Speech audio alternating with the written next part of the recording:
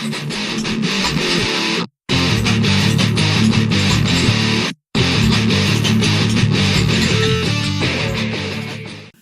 guys, on today's how-to video I'm going to be going over how to carve rocks out of foam. To start with, you'll need a piece of insulation foam, whatever you can get hold of. The bigger you can get hold of, the bigger rocks and the bigger scenery you can make, obviously. And you need some sort of knife.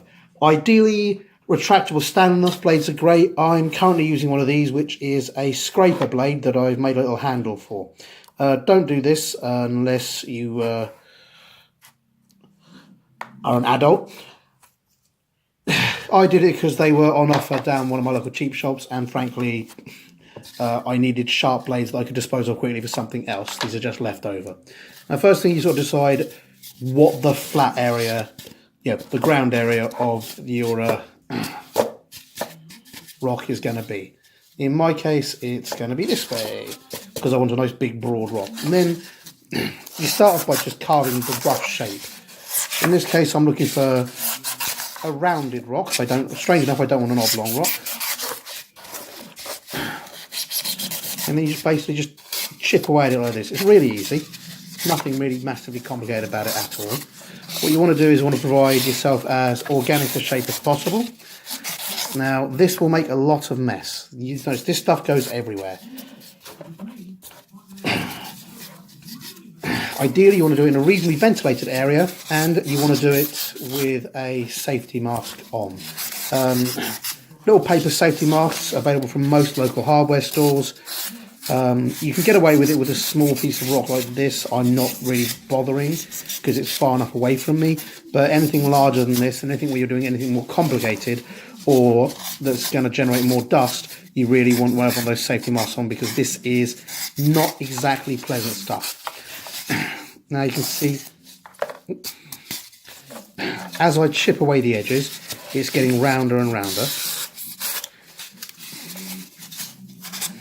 It doesn't have to be in any way perfect. You want probably to get rid of any of the natural or pre-existing surfaces rather. Now, one thing you might want to do is keep a roughly flat surface on the top, depending on whether or not you're going to want to it's raining fluff, want to stand anything on there, like marines or guys shooting. But again, you can see now it's already starting to look like a rock there.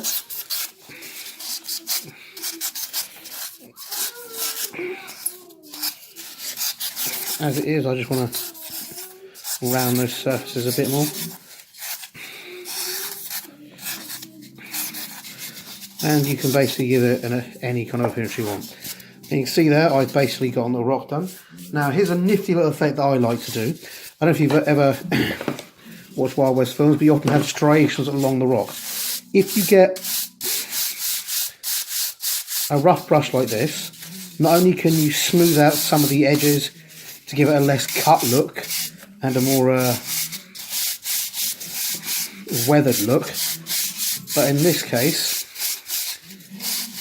by repeatedly brushing in just one plane, I can give it the look of some more sedimentary looking rocks, where you can actually see the lines going up and down.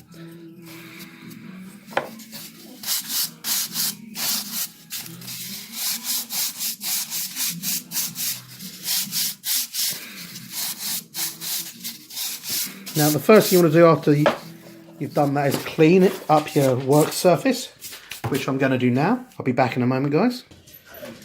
Hi guys, back, having given it a bit of a quick clean up. Now, after you cleaned up, you want to take a soft bristle brush, not that one because that's wet, that's dry, and just go over it to take off any just excess dust and bits and pieces. Maximus? Maximus? Go away, please. Apologies, that's my child. Just to take off any dusty bits there. And then what I'm going to do is I'll take some glue. In this case, I'm using an Evo Stick exterior wood glue, but any PVA based glue will do. Even without PVA glue, any glue that dries into a hard, clear surface, and ideally that is water based, will do. I'm going to take a bit of water in a jar and mix a tiny bit of this in. Doesn't even have to be, not even that much. There you go. Now this foam is very porous, so what I'm going to do is I'm going to take an old brush and I'm going to mix up with the water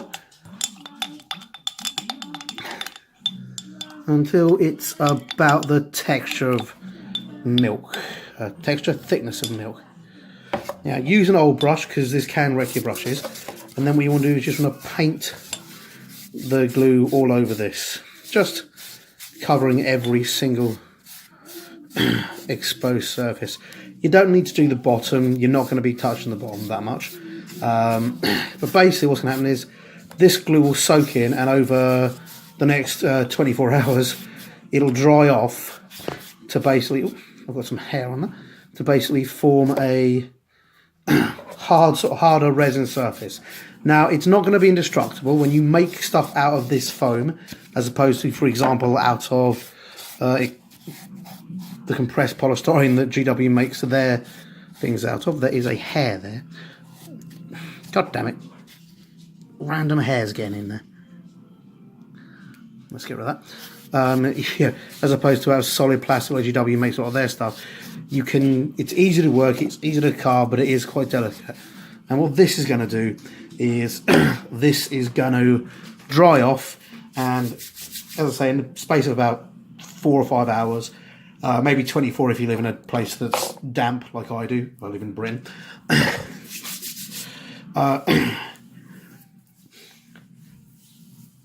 It'll dry off and provide a slightly tougher, slightly more robust exterior. A few points worth noting at this point. You can see what I've done when I've scraped is I've taken off sharp edges, and what I've done when I've cut it, I've avoided any sticky out bits or sharp edges. The reason for that is, again, this material isn't that strong. It's very easy to work, very easy to make something cool looking with, but if you leave sharp edges, they will break, they will chip away over time. Something with slightly more rounded edges will last longer. As I say, the advantage of using this foam is it's easy to get hold of. You can get it at most of your local DIY stores. If you go to most of your local building sites, they're often throwing big chunks of it away. If you just ask and say, do you mind if I take some of this, most of the time they won't care and they'll let you. I got this from, well, when they built this lovely room that's been extended into the house I live in. I asked them to leave the spare behind and they did. So, like I say, it's a cheap material, it's reasonably tough, but not too tough, and by soaking this glue in, I'm going to give it a slightly harder, tougher surface that should allow me to play with it for years to come, provided I'm careful. On the plus side, if you break it, then ideally you didn't pay anything for it, you just put some time into it, and as we can see, very little time at that. Right, as I said, that's the end of this particular how-to.